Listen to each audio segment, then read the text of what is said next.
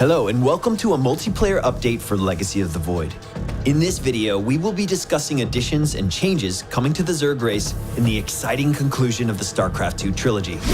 First up, let me introduce you to the Ravager.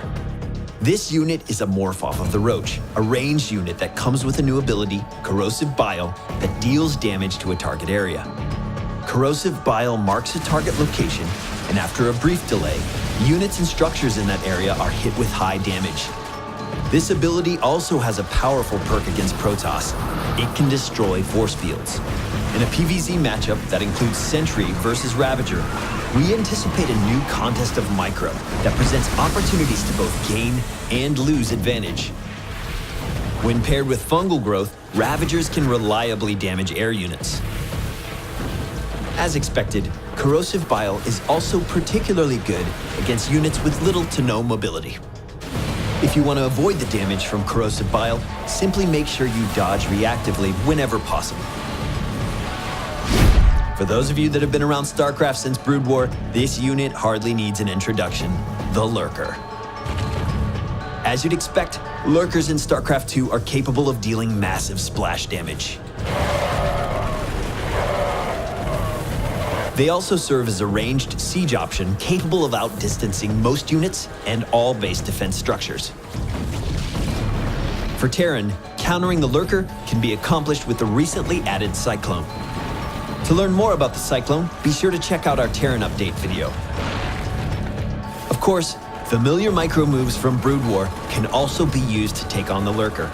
Needless to say, we're looking forward to seeing these guys back in action.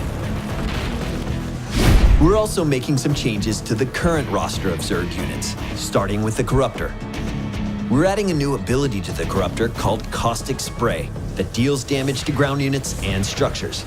This damage ramps up over time, making it a strong choice against buildings. Although not ideal against a mobile ground army, damage is damage, and in a tight matchup, every bit you can deal works to your favor.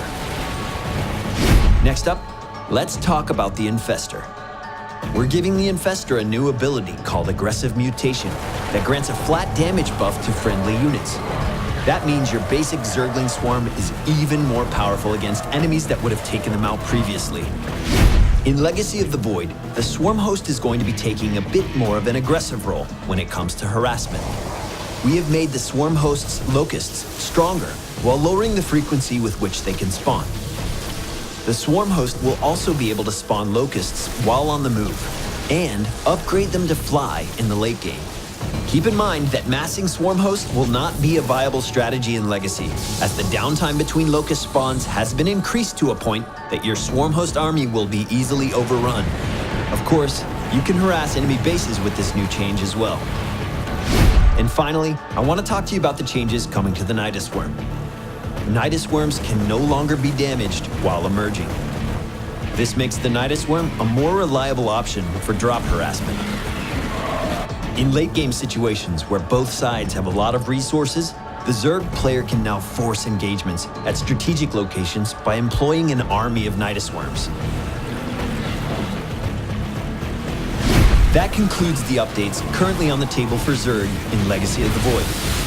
Keep in mind that everything is subject to change as we move into public testing. That being said, we are excited for the new possibilities available to Zerg players in Legacy of the Void, and look forward to hearing your thoughts and feedback as well. Thanks again for watching, and be sure to check out the changes coming to both Terran and Protoss armies. I'm Cloakin with Blizzard Entertainment, and we'll talk to you soon.